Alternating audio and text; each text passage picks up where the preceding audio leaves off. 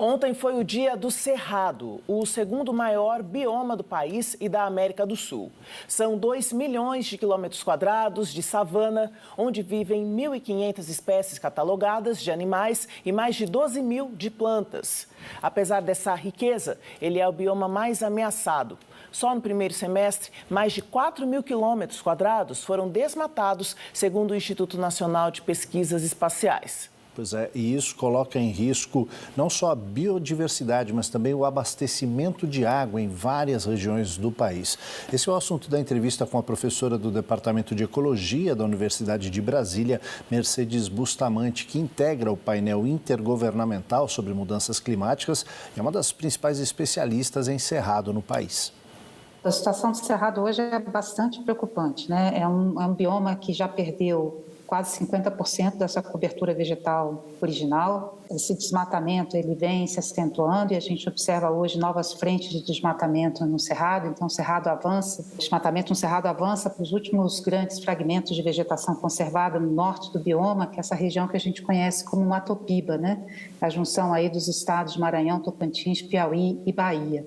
E, ao mesmo tempo, a gente observa que frentes antigas do desmatamento no cerrado, como, por exemplo, no estado de Goiás, voltam a se abrir. Então, é bastante preocupante esse quadro que a gente observa hoje do cerrado, por ser um bioma que já perdeu uma quantidade substancial de área e o desmatamento segue em ritmo acelerado. E quais são as principais ameaças a esse bioma? Hoje, os principais vetores do desmatamento no cerrado são a expansão da pecuária e da agricultura, né? Então, principalmente nessa parte norte, né, do bioma, o que a gente observa é o avanço, né, da agricultura de larga escala para a produção de commodities, como é o caso da soja, né? Em certas áreas também a gente observa um deslocamento das áreas de pastagem.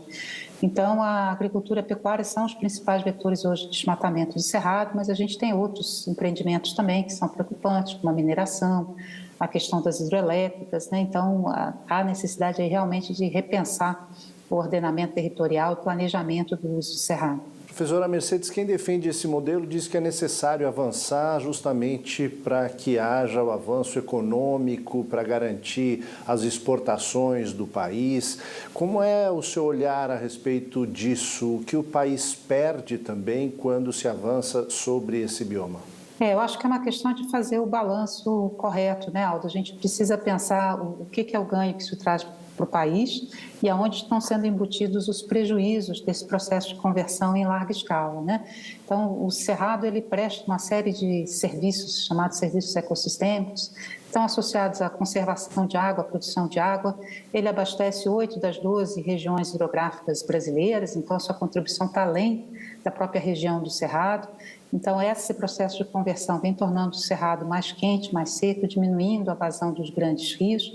E isso tem um impacto sobre a geração de energia hidrelétrica, tem um impacto sobre o abastecimento de água para as pessoas, né, de uma forma geral, para os centros urbanos.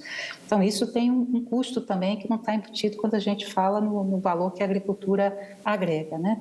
A gente tem outros aspectos, como, por exemplo, o equilíbrio climático, que é extremamente importante. O cerrado tem uma contribuição importante nesse equilíbrio climático e a conservação da biodiversidade. O cerrado é a savana mais biodiversa do mundo, nós temos aí cerca de 12 mil espécies de plantas diferentes e um enorme potencial de utilização econômica também. Então, o que a gente está falando não é retirar a agricultura do cerrado, mas é repensar o modelo de agricultura que nós queremos para o cerrado, né? Um modelo que possa efetivamente conviver com a conservação das áreas naturais. Especificamente, o que se sugere para salvar esse bioma? Hoje é importante a gente pensar, né, na conservação das áreas naturais dentro das propriedades privadas. O cerrado ele é um bioma que ele é pouco protegido por unidades de conservação federais e estaduais, então ele tem um nível menor de proteção nesse sentido.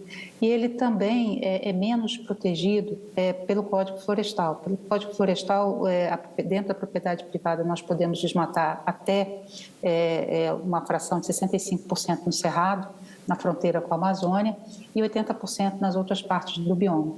O que a ciência vem mostrando é que esse nível de conservação, esse percentual de conservação, ele é insuficiente para manter as características do cerrado, as suas propriedades, as suas funções, das quais nós nos beneficiamos, e também para a conservação da biodiversidade. Então, acho que um passo importante era incentivar a proteção maior dentro das propriedades privadas, então criar um pacote de incentivos para que os proprietários rurais não desmatem nessa proporção.